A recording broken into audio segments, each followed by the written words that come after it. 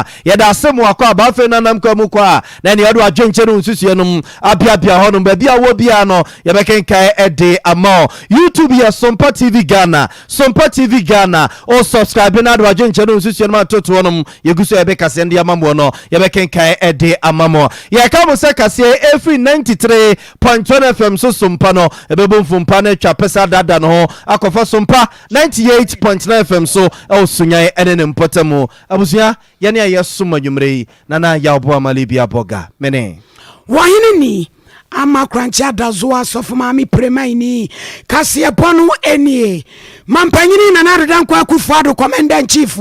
en waka say wasigadam say eyade a igina wose wotamfo kasie de mu oman ene yedachi tie se Ghana fo nyina nkodam pani ye kabamu ni etu ni so sakudi ni so enkunim yes ade a yedachi ehu pa nananom ayifu pedwa National House of Chief ene wom dwumadi ekoso santimantem krotam kumasi mu menhia na mampanyini na narudan kwa kufuado ene ni monyambe pie mo ne nananom ebedi sankomo yi wase ayeko ayeso o mining nyina da ne yeke sisi so ne yakosa ayeko yi emfa wo ne ba bia ye free ba na wase wone nananom bedi nkomo okokoam na bi wo wa wontumi nka ne petem na de edi kan a wo bie so no wosra nananom yenye amanyosem nyina nto nchen na yankunti agaram sei. I asked for this meeting because I want to speak to you about a matter of great national importance, and that is this vexed issue of Galamsey. President and members of the National House of Chiefs, you have been for centuries the custodians and owners of the lands of our nation. Today, between you and I, as the President of the Republic, we are responsible for the management of all lands in Ghana. Indeed, 80% of the lands in this country continue to be under your custody, much of it having been acquired through the blood and sacrifices of your ancestors. The remainder of 20%, which I hold in trust for the people of Ghana, derives from state acquisition from you. What this means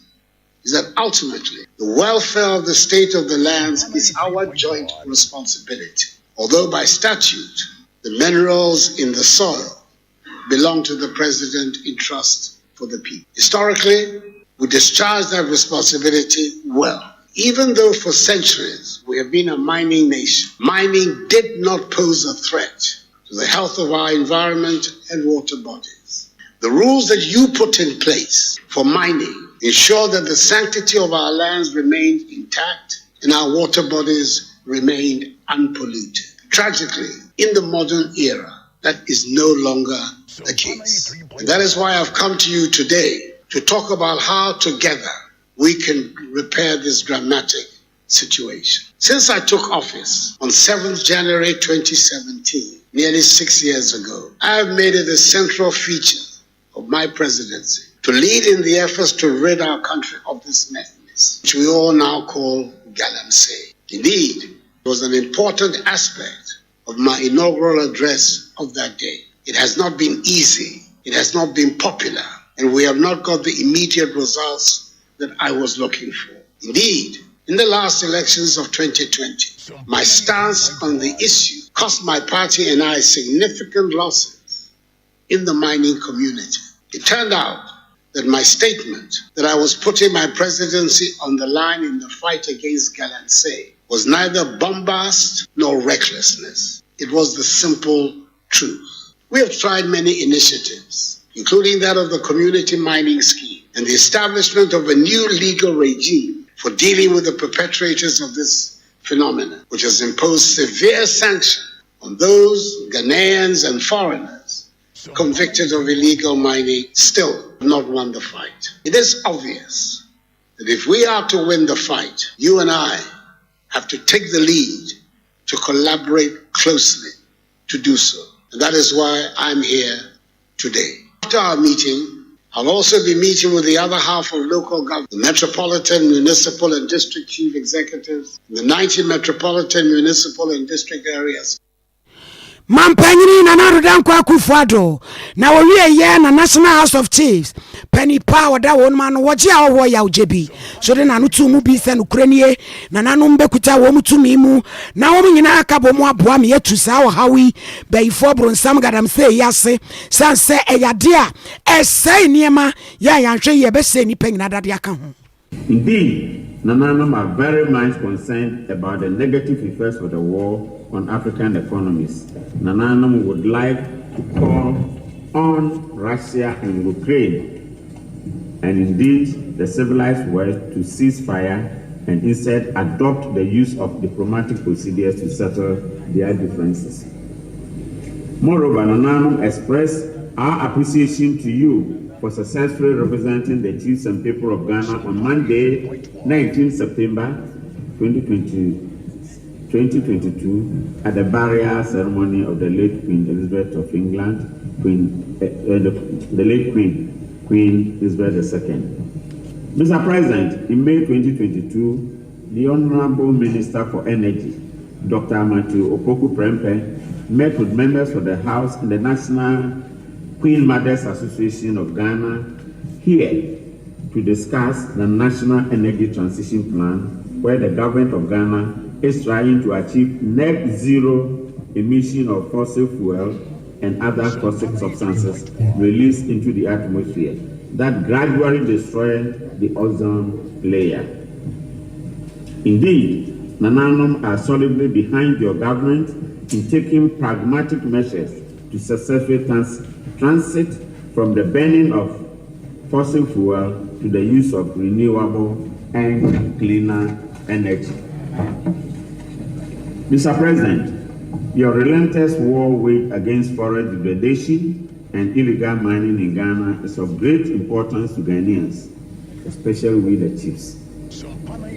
The effects of illegal mining on the environment threaten the survival of water bodies, farmlands, the cocoa industries, and even encourages school dropouts as well as undermines the revenue mobilization drive of the country. In view of these developments, Nananum are solidly behind your administration to apply the appropriate sanctions against persons who are engaged in the practice of illegal mining irrespective of their status. Weye ojia owo ya ojebi nene nananum bebe bunumani mu nananum nyinada si ade akunfia me odo to so na tachi mama hin obe pima mpem ya kabrese jima hin obe Dr. Professor Mankrandi ewo be nyinada bebe na fe miami diem achim suadro okutware suo oware ajekum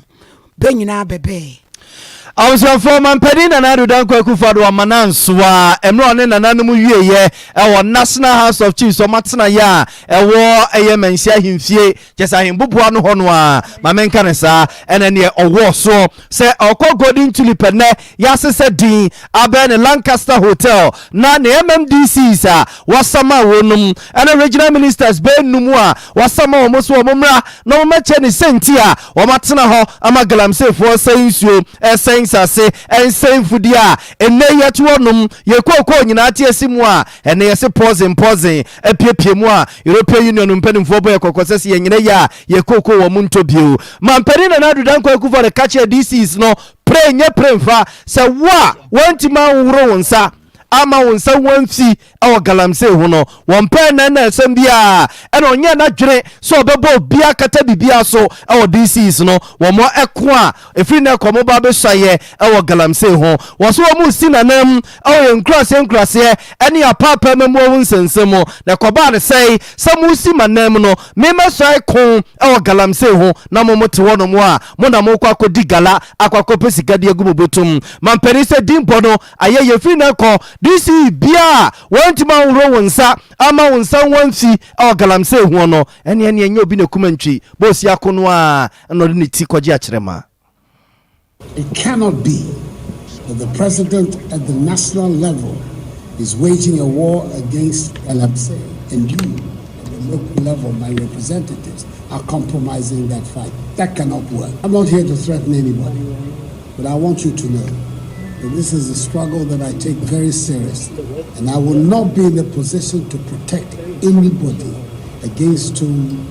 evidence is marshaled to show their complicity. I won't do it. All of us belong to the New Patriotic Party. There's not a stranger here amongst us. Nobody in this room talking about the MMDCs. I'm not talking about the regulatory agencies that are here. But the MMDCs, the ministers, myself, we all belong to the New Patriotic Party. And if the New Patriotic Party is committed to this struggle, it will be invidious that if important agents of the party in government at the local level are found to be complicit in the fight that we are waging. And that is why I want to repeat,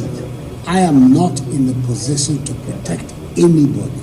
against whom evidence is marshaled about their complicity in this matter. What happens in Ghana is that there are accusations are made against Blanc, Gro, MMDC. I don't operate with that. I don't operate with rumors. I'm a lawyer. I'll always be dealing with facts. But if facts are brought, you will be invited to comment on it. Your colleague in Busomefreo, there have been public accusations about his involvement. He's been summoned by the Minister for Local Government to come and answer. Unfortunately for him, it has coincided with the death of his wife. And apparently tomorrow is the first week, the 1 week celebration. So he has not been able to respond. But when the 1 week celebration is over, he will have to respond. And depending on the quality of his response, we will decide what the future holds for him. But that is the process that we're going to apply to anybody against whom allegations are made. An opportunity will be given to you to respond. If the response is not satisfactory, you can guess for yourself what the consequences will be. Let us work together to get rid of this man. And I believe that if the people of Ghana see a determined effort on our part, which is yielding results, our water bodies are clearing, our landscape is being reclaimed, our forest zones are being preserved, it will help them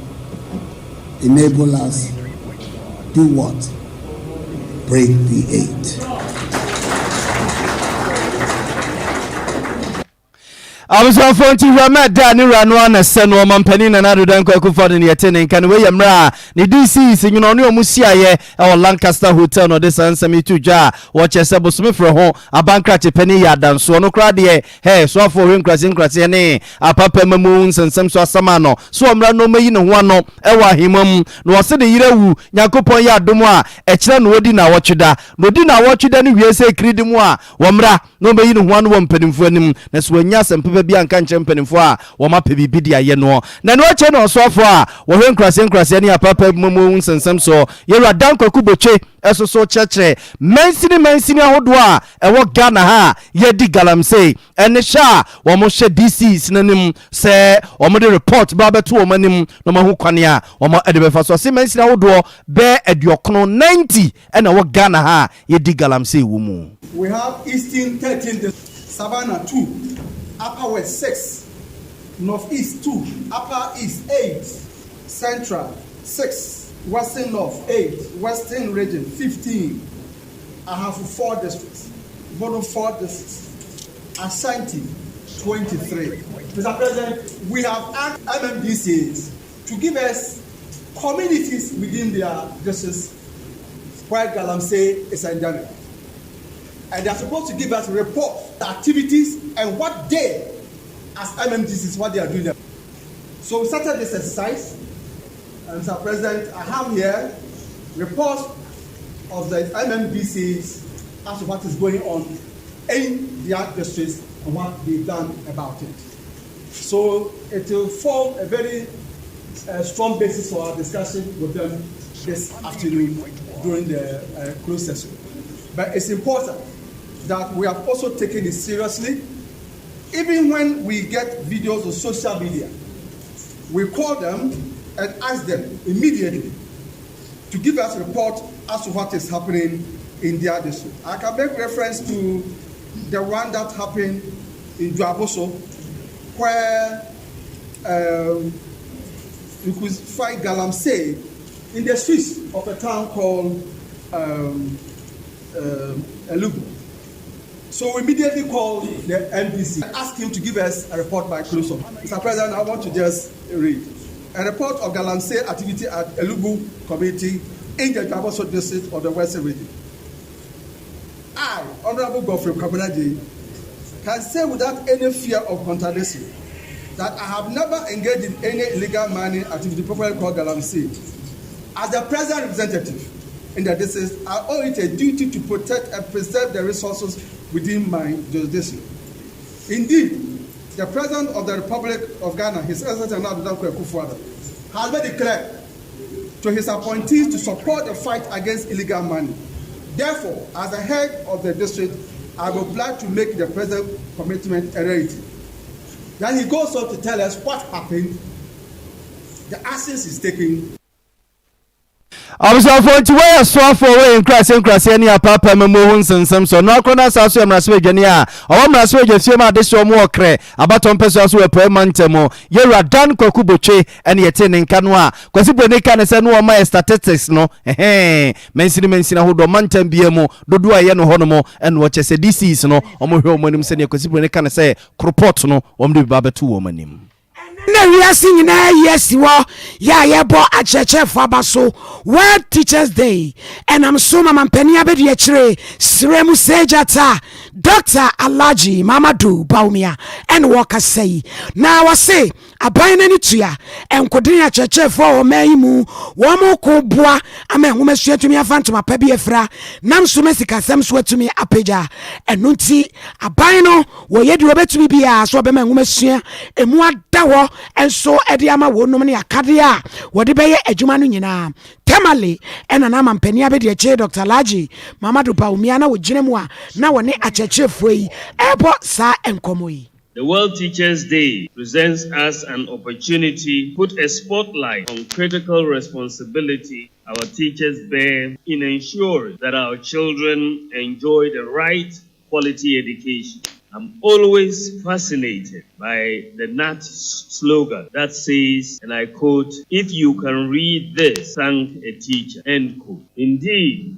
the government of President Akufo-Addo acknowledges the value of education to human development and nation building. Hence, our massive investment in our education system, including our teachers. However, massive investment in education will come to nothing if our teachers do not rise to the occasion and respond positively to the great vision of transforming our nation through education. It is a proven fact that no nation in the world has developed without a conscious investment in its education system and the teachers who deliver the education. Indeed, the theme for this year's celebration, the transformation of education begins with teachers, is so captivating and synchronizes very well with government's transformation agenda in education. Our education transformation agenda hinges on training our people to be creative, innovative, critical thinkers, and technologically astute to lead our forward march towards the fourth industrial revolution. It is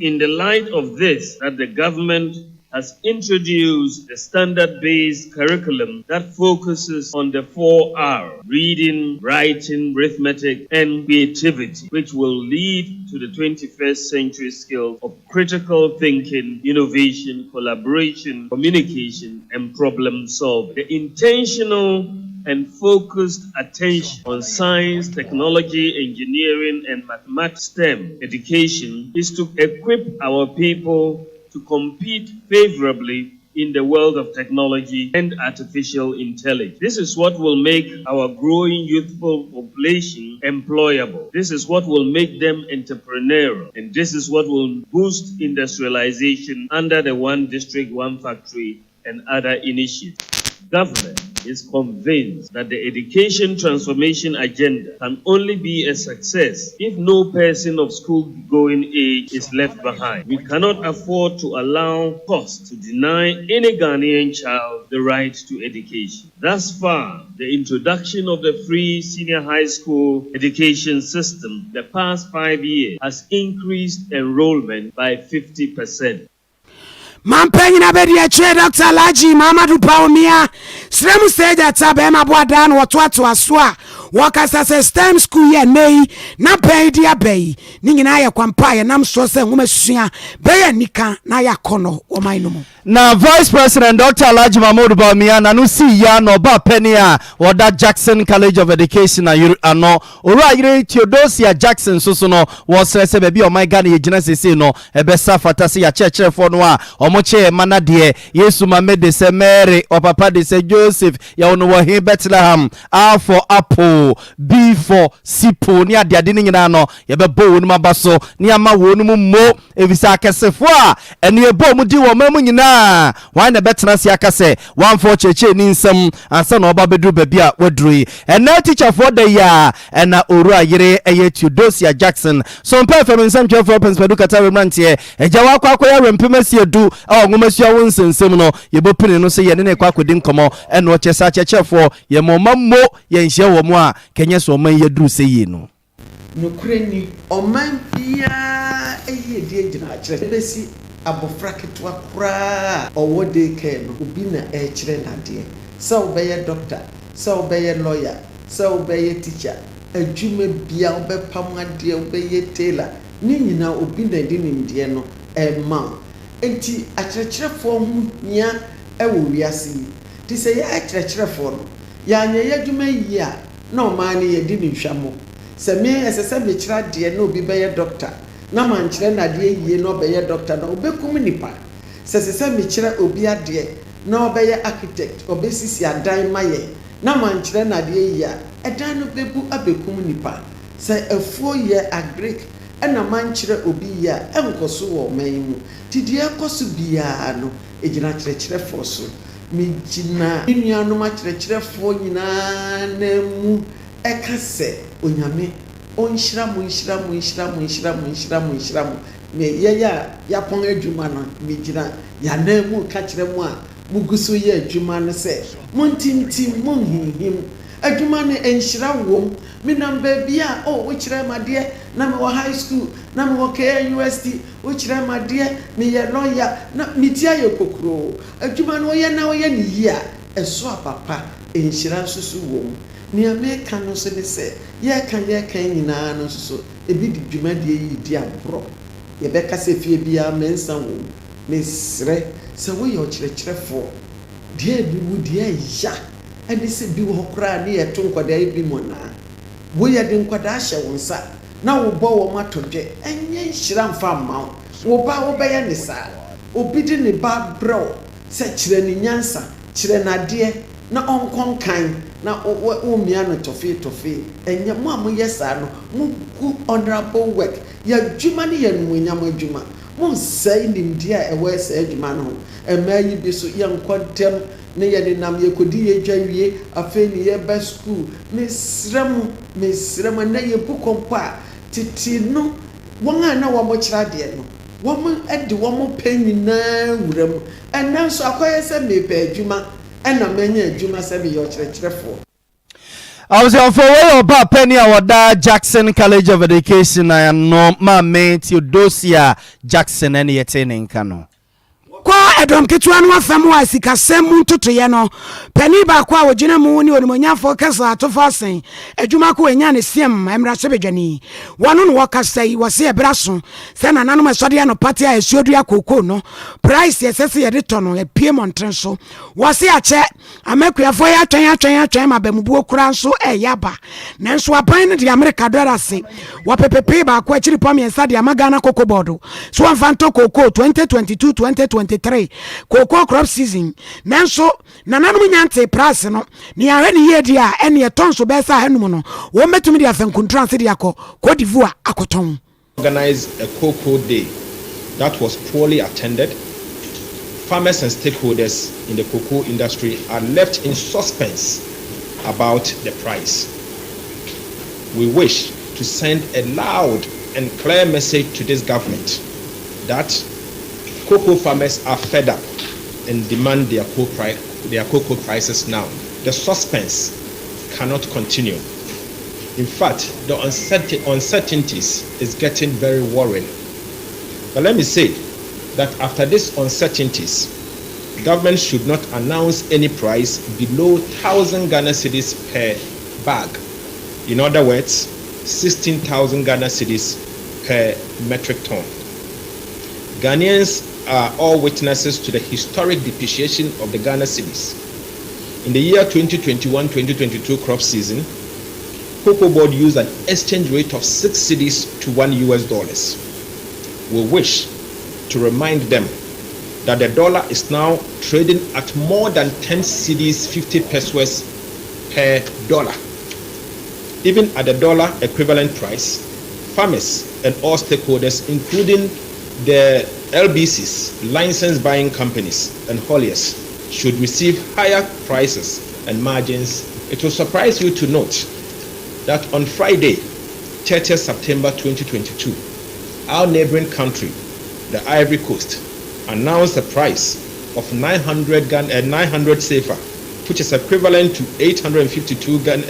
Ghana cedis per bag, or 13,632 per metric, even though their currency is not depreciated at this rate, as we have observed in Ghana. Let me caution that if this government fails to raise cocoa prices, it could trigger massive smuggling, particularly at a time when we need every single dollar. Today, one thing that this country needs most is foreign exchange, the dollar. And so we cannot afford to allow our cocoa to leave the borders of our country. Wey eyon manyan for castle atu forcing no we na se hwidwabo so mra sebejani kwabra minta akando enso kasa se no kure ni koko no de wo me frase a wo mo chife nkuntura se di koko divoa sansa Ghana bo no enye ti aban nye bibi mfa ho na de tie ne se afebia no aban ebie koko a obie koko no na ode ebo a ewo se woto no efi akuafo ho eka ho enu nti mpem bibiri no da edikan a ewo bosom eto so dunu mu aye 1st October no ye bie koko na no na yaka ebo a ye de ebeto koko no aka ho na afi aban se ye nyina ya daje na koko kuafo nyina ya daje ebie koko ni ewie ye no esi amene mo kasa yi koko kuani bia ni wa onim sane aban ebeto koko no enya de a yehu bi ewo man mu eda biara da na de hia pa so ne se esi a so hwe sane esika sem no atete apansam no asidi ni ye de yehwe a enye yie no na ohwe sane na aban eto koko no esifa ewo dollar ni mu na afia betwamu yi no na nsesanya aban eye ne se ne nkontan a obu ye no ekire se osesa dollar no okwakoje dollar na je wonya sidi no sidi nsia ansana wanya dollar baako samri ya ne mo kasai wonya sidi no ebro sidi du ansana wanya dollar baako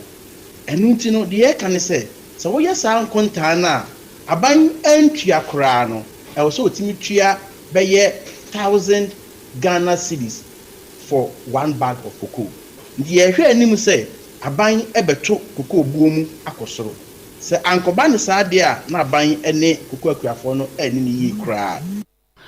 sashi jabo so mra sebejani ni manyamfo kwabena minta akando abusia yeguso so parent 3.1 FM enwumre no nsia kase na nsa no ba bia wo bia no yeguso ede ma mo style bia no wadwenche no nsusie fa dom ye wabra wo beka ye ho Facebook so parent 3.1 FM so parent 3.1 FM na wo ko YouTube a Sompa TV Ghana Sompa TV Ghana wadwenche no nsusie o de bia ho no mo a yeguso ye beka se no mamo no ye bekenkan ede amamo ye ka mo se ye kase Friday free Sompa 93.1 FM so Kumasi abonten so no ebebu mfumpa na etwa pese na yachi dada no ho akofa Sompa 98.9 FM so sunyane ne mpotamom yento aso free koku nkomo ne mo yemfa ntinsi esika semwe na sietefo pa odonfo na hira mo beka sene so a ena wiei yepem to breka siemu ena yede to manim se wiase nyina sika krabia bata World Bank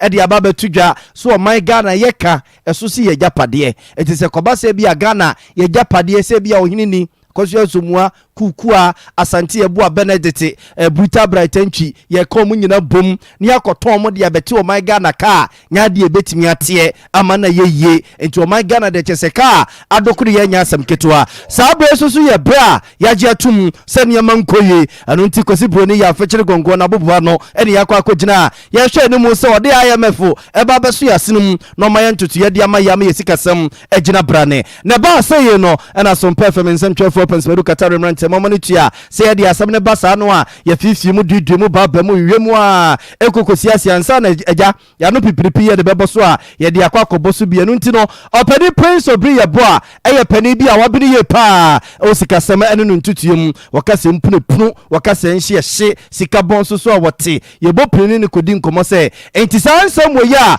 IMF we kra de World Bank mum wo mo kadi kire ye etiyesai ekoyese nie na se na ebesi akọ edi afa ma omanyi enu wo chese enye nye kra ya wa hweye kra no a se IMF fo nkomo no a ye ne omudie so mo sa ko huna die we ya eno no be mana ye bibia ebe din dia ma omanyi se ye kase obi a high debt distress country ase chinyina ne se oman no eka wode no eya ye den agency mo se me qualify echese wo de ka ma kodum pempen so a se bibia nsi a wuntimi nyeden entua woka na wuntimi manage the affairs of the economy entie ho behia so oman ne betua na mo foforo bi dan de yeyi wo se entina ebe shaase no ma shaase transfer se the debt no unsustainable chese ekana anase bosia na aban na ebo no enya de a ubetimi asoswa no na so ubetimi agina no ede ekonanim no enti se you move from the debt unsustainability answer na abekọ the debt unsustainability the next lesson uka no kwa na ekosoro but space kakra wo ha ubetimi de eden de age bosia de adane dan ho as soon as we move from the debt unsustainability no ede akowura high debt risk classified country echese afi wusika o man wadwuma wo ye ene a wunya sika difuru in the name of tax ni nyina no kwa no ntimi mfa ntua wo ka emabi nyadan enka achiri enti ye chiri classify say we high risk debt country not just o man no enema ekabuburo ana age wonse mame ye di kan o man bia no na se nipa bia wo ti asasi so se wo kọ bank se wo kọ akwaje bosia na ni so ade hu se de na wo kọ bank e de akwa wo kọ je sa bosia na e de na wo di sika na ba ba ye enti se bank fo bibia ye fa na credit appraiser chese nipa a wo ba je bosia no ye ni sika se mu hwehwemu ahwehwe obetimi atua ade ba ko a bank bia wo pese ni dwumadie ebetumpon akona nim no edi gina so edi sa abosia ne ma wo ne se sika na wo ba je no dwumadie be na wo de kwa akodie na dwumadie na wo de kodi no obetimi anya mfaso edi abetua sa aka no anti bank ni hwehwemu wo hu se enya de a dwumadie a wo de kodi mfaso be den ebeba mu through the appraiser system na bosia ne kwa wo mfa nyeden wo mfa ma wo Abuso opani prince obri ya bo na yete ne nka no yobi a wabene e wo sikasa no ntutuo mu e na yete ne nka no right that's what the social media is so ara wo sembi ane nam so kwada amabonsa wanya besa afeni abusumi mienu wasini mpon atu kwabrane atu yata de hia kwada ichese wo video ibia na wakoma na wo yawu enti akwada ya wo no yesi awodi ye ni nenti anka na chese nipa ni bi wo wa utumi use edam pe ye bi wo na no na Ghana fo nyina kasafa ho ema papa kufu dam pare kradi 2000 abeto se wa obe me ya kire sa owura no befa kodi na information technology expert consultant owura kwadwo che ya moako en wo say wo my process adwuma ko no betumi akokun ya kire owura no a age se interpol ebe ka wo no wansa wone Sompa ntwafo na twetwe nkomo en wo say social media no nya Ghana fo dia ya brofo no dia ti so obi din semu bi wo so na pese wunya no a age se brofo no boawo na ba bia saa brantie no wote no yetumi egrepo no yewo forensic computing na nimdiefo a omu computer forensic experts omu nimdie wo video and audio tracing omu ebetimi ayesa abie no the kind one say ebi anipa no walodo ade no dia to internet no yewo obi ane ne platform yewo gateway one what the far WhatsApp so ana so the far WhatsApp so ana there the national security akonye bia say omo betimi ahwe ye telcos no na obia providing the content either ni video content ni server betimi de aba and betimi aba bontin the trans dey take America kra na nso e betimi enya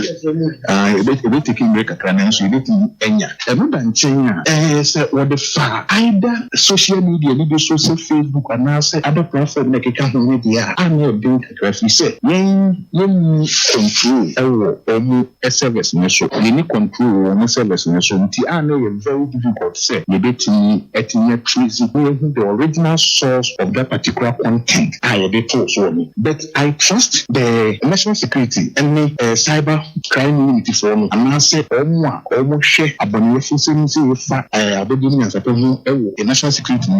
Ombitin aye, na so be take break akra. Na be jina platform medium kra nipa no fa so oda de ne ba riase ye. See na ye nhwidi. So the far e be social media no person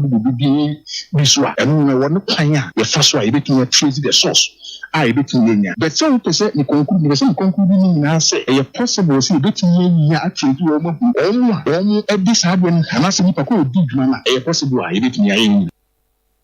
wey yorache amwako information technology expert na yawra wosem wa video ya wetimi ara kosi no na wonso sanse mete koda bobo nsepa na tumi sakra no ye tre na me na tre boa wabu ni nyina akura yinsu se nkwa mu nam na akura na kɔ wia nkwa no so yabo amamuduru se ya no mo akromfu we nkwa mu nam menye so obedi 2 years ana so obedi 3 years kura o sire kura de mama ni bi we be 1.5 years 1.5 years akola no gina ho sa na wo po akola na isu ni ma na ye na ohinu se ya obi timi kɔ body ni mu na afi otia ntia wotie mu emabie wo pain no amuni mo wura mo me enche no na kra na obeku no ubekombe kom kra bia na yereba a ode na be wale na we dam no abo wo dam no abo akola we a wonya emfie mienu kra na ye ni se obi oba ne de ne bra eba ana se bi wo ha be ka se wa jonso kete so mema ni bi se wo akora jonso a no so wo ko bisa ne nkwala brem wono be ma no obo akwala na osi akwala ne jonso kete so no wo ko bisa ne se ne nkwada brem nipa no wote wo no oye chale obepra no onu na ye dipa bone ebi so wo kwe ode beba no so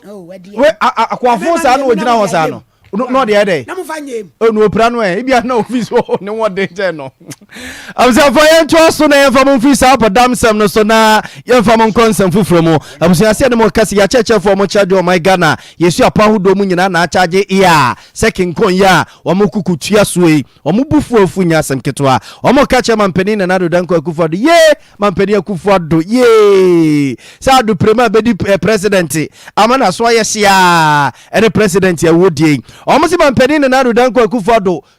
suonim penetum penenu a enu ya wada October bosume de tosu du miensa na ne omu ka bia wo mo condition of services wo allowances book research allowances no fuel allowances car maintenance allowance ene ho nsensem nyina no na otua de ama wonum senya saa wo mo kwa akotena fie akwakodu wo mo yerenom Ediane National President wotua Utagia no Professor Solomon Nunu and then some perform nsem chefudin koma wo chese was all for sikasa no ntu cheso yero for takra de omna akwa kodi din koma ma wo ni ti ono nasem no wo kasa se ni tibade dane konwe ni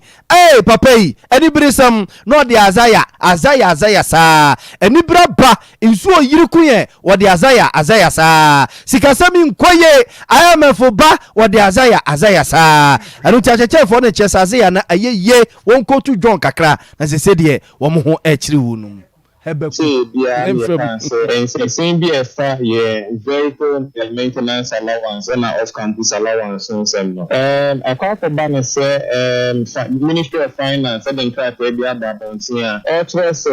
say sika no enka afibia na say wo bo ekoso na say esesa no me di yen na so aye bitu na mom no for bo course why ye hwe ya esesa prices me bi no Ministry of Finance and allowances be media o person dey inside the car and when you say do o sha ya ketu asem na free titibesi na say me we ne niema ejina so aye dey e ka ketu asem no and so o say obesesa na dia and you hu nya say bet na say negotiation ya dia ka asem I say chinchina na say ne e wo so na person ye dia in the next day ni hwe ye esan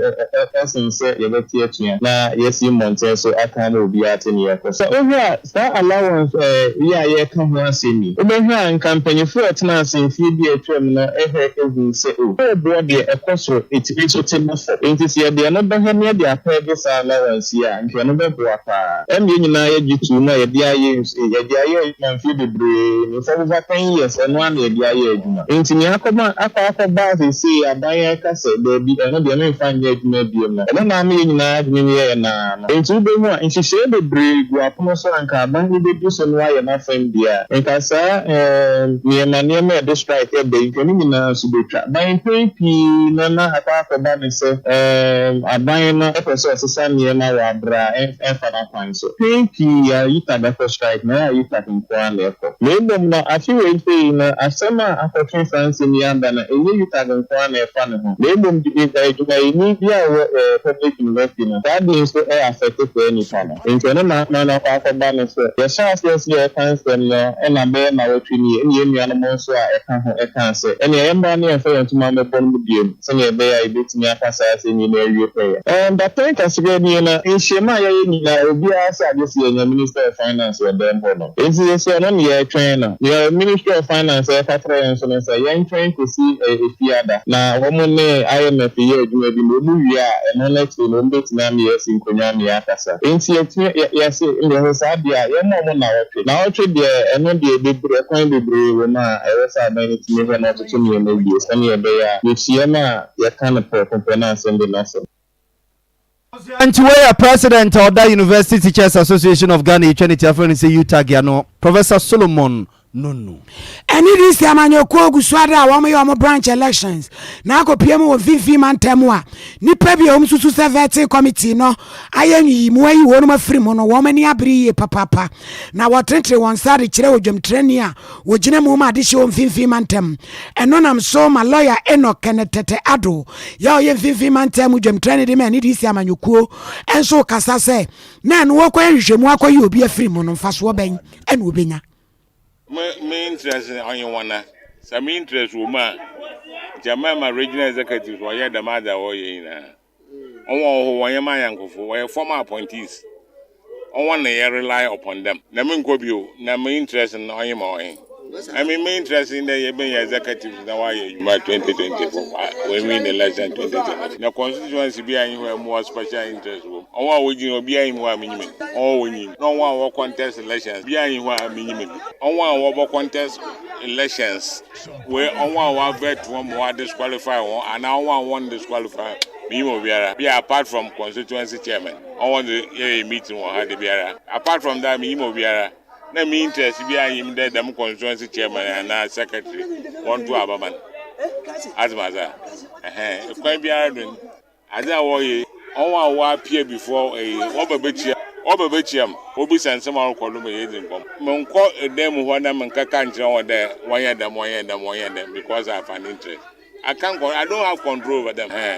No one what one so on here 7 central region from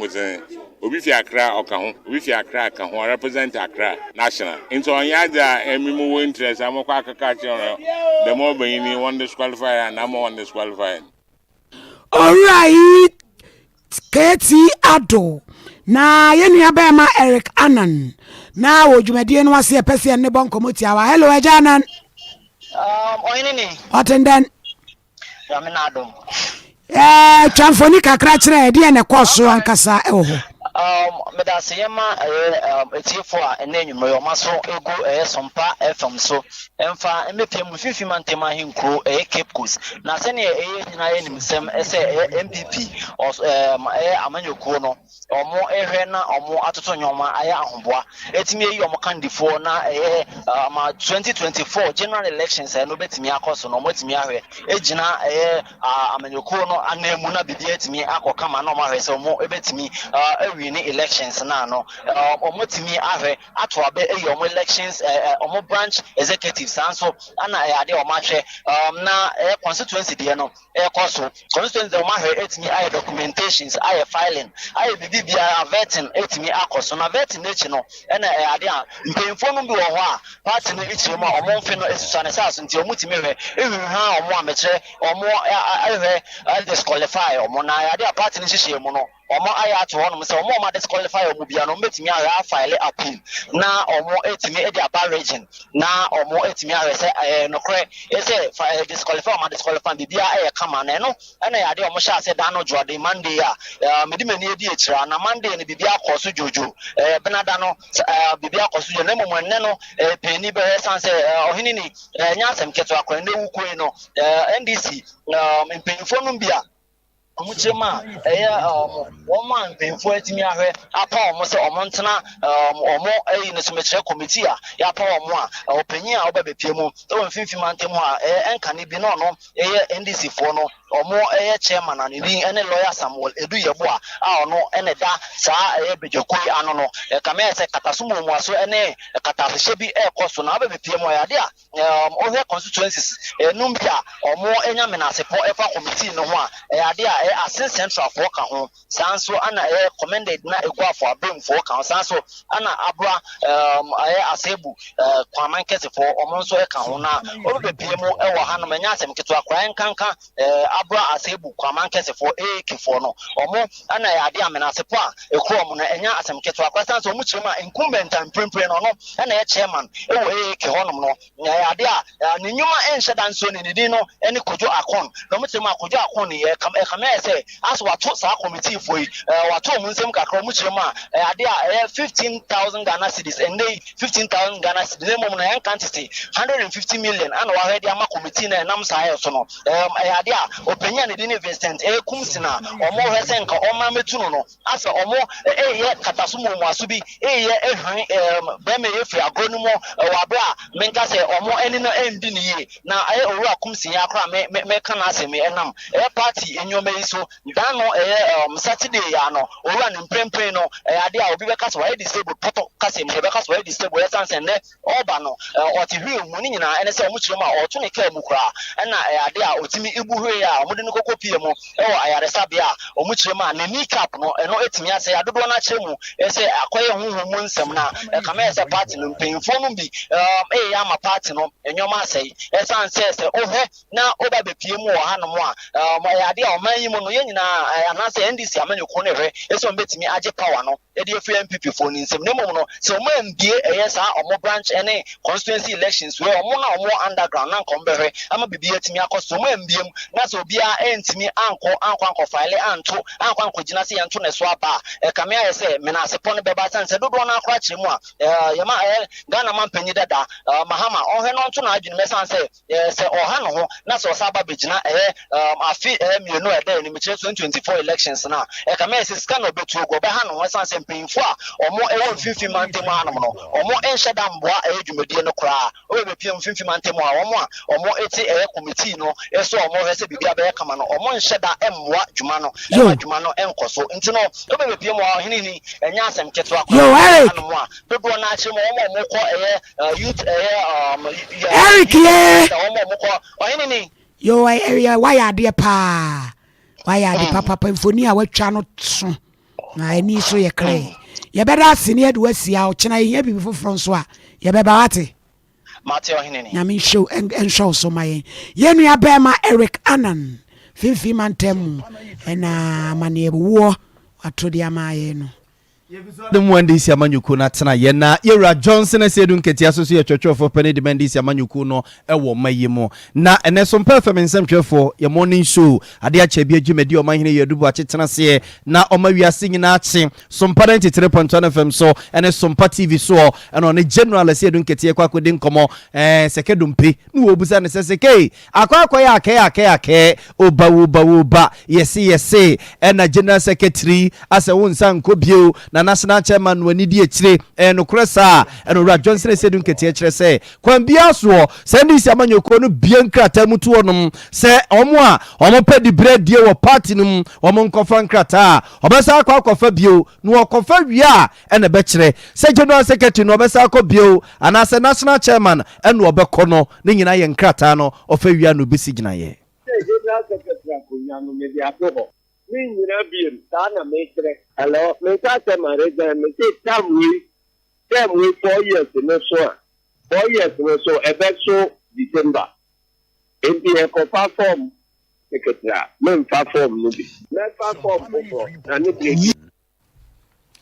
Absuawe church for penny de ma jobojo eyezu eyeza ide bi keke endisi Amanyuku ne yetene nkene no akire o mabato a ebaso ewo mensini awodonum ene abato pesua so ahodomu asantemantema se no chese ye ene amanfo ede ne din ye campaign ye won kan ye no mo dinamu ne waka so so no mo katia no ni nyina ye ne mo mbehwese mbra ebe ye adwuma o party nim the do say enu ametiti wo Ashanti ho example no PTA ba na people be say general secretary edi instruction abate my feel bia yem pasu bia wo mo afili wo mu yem pasu me pasu enye no correct so didn't pro enye ta pasu enye no correct e so me pasu akonya so na Mema ubiate na santimen nyina tse ye meme we tse wo de party mra ebe ye adwuma na vetting committee for mra wo mu tra su adwuma appeals committee for wo de mra na wo mu tra su adwuma original level na national appeal committee no so gira ha ene so ye adwuma it is a meme sumani papa se ye mra me ye adwuma me se wo mu nhwe mra no ene wo mu agene wo mu mfanye me se wo mu ye na anyi ya ebe na do when the people for Swahili, I want to know Ebemba Nkrai, na the Tibia Abamiman. Absuawe church for penny de ma jobojo eyezu eyeza ndisi Amanyuku Ira Johnson esedu nketia I want you back your DJ Tafia kwa na ekan wasena minim fofra ya wode abaso no I want you back se wono yire ja unu ku ajai jai amuja ya no mo ama trans akoso mo ho ahwe mahunu sa nkoye mu pese mo kabo mu a wose woni councillors be trans no aka mabom abusua ne mu atete enso ani nyina da we ya wada bi adwumadi e beba so na minim so no na ikopem no osia wo penchemu a cha me die ya 0244 809 641 ye kosunwaye bono mantam no ni kro tam no ho na akopie mu e wo Wednesday market na ukuada dwomu a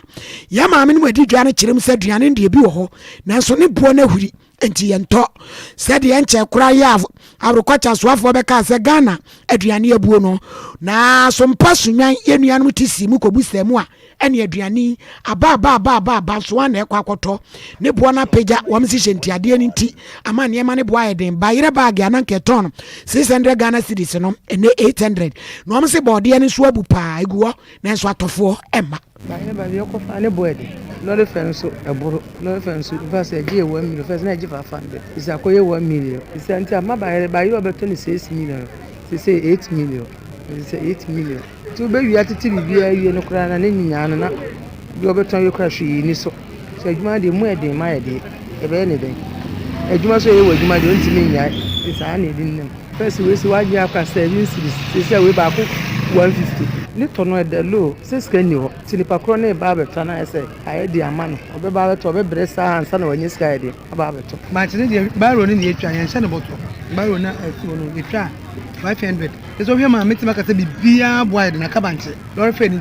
sama ku akọ no kas kana onipa ne de ba na oba na obese banche na ye se ne 4 5 50 no tini se emma akua fo no so enya yi ni je so mo de be ya ye ton so so de be gu aton plant ya ge se so no edwa wey ye maame no edi dwa wo kuada dwom sunwaye Ebromantam no ni kropon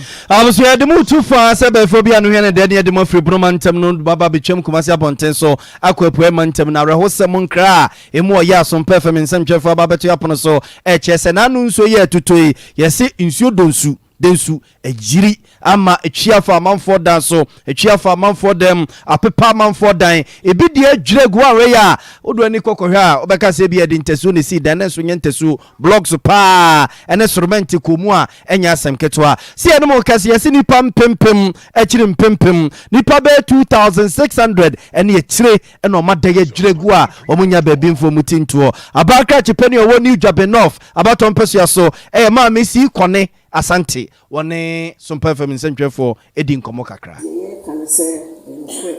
nso ayirafa ye Jabenof titu akwadum adensu no me kamera se nkutu beye sia ne nso a wo Jabenof mantem hamensim hano nso ye makonkuto ne nsudindi amfa hono na yehwe na no den pa no dia nkura eka won ka won ko kan no ya kodum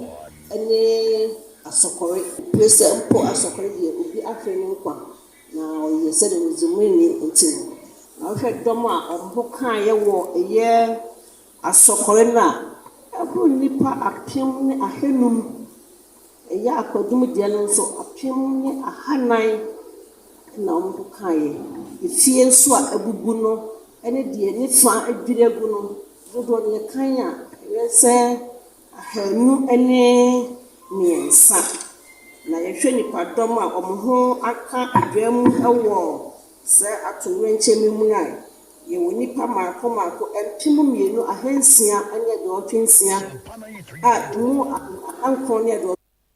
abusia wo ya banka chepeni de ma de so mo New Jabenof abaton peso aso we permanent mu ma me comfort asante si ko ne yete ne nka no abusia ka mo se ifia da bia ewia no mienu kosi no miensa kens our baso yete ne se mrase dwani o mrase je fie ma de sia wo mo asen central abaton peso aso wo so pe president ye di eno nti ono an adofo na aba beto airtime e Sompa FM ase aha na santimati aha na ganati aha na wiasiti na cheso mo tono eka ne ho nsempa somo de som na de hye e mfimfi mantema central e ma ne so gada ma de hye nyina so a nipa mpempem enam ne nsa so ma o mo nsa ko o ma no no e ho nkomo e no mo tena fidie so die nti ya aka ho ye hia ne se e bia radio no manwu a social media yi Sompa 93.1 e wo Facebook e na e ye Sompa TV e wo YouTube no aka ho na ado agenche no nsusu no mabade afa owura no ho akokra mafia series so no e wa you see one ventures and one media na kabomu a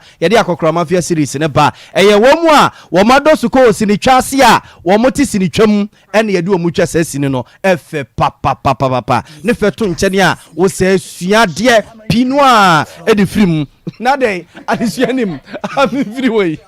adisuanim sini twam na adisuanim dey se wada ha ayo ni dide wiem se Saturday ya rebi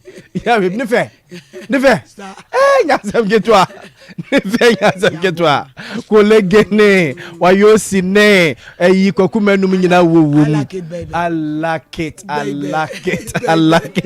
21st clinic so asene bi sciatica de ye tutu ase kra abe heba clinic so se brai na yade bi atiti wo bia no yemfo ya bibidro yen kanenwane extra comfort limited ye ne mattresses papa ba oda so a onkoso so da yefun bia na bidimafo eba center so se men kan kiro se ye the time to yade no ho yade nti se de obedwane afri ne padue ne mu eno D4 Samuel Power Ministry and Counseling Center ye bremu uhia nyame nipa yakopon de ne ye adwuma wosra no wono so no wadarete wanamo no so tiase abrabona ye bono nya hoɔden o so bedwuma mfanka bi sa asempeni pa na be we the text message mo fa ncha ye na foso be ma abo awura mu be ma usu kantankraka o mo no ya samoa o hene yire bu asua ma wo mo de asempeni pa no be bana eno akiri no yawo abusua bi ahwere wo mo ba panyini me fa hwemu tew ba mo wo kokoduru fo bo wura abusua mu no mpie mu sase bi aka no sa bre ye ma me wo ba pani juana bo amasaka na ya ma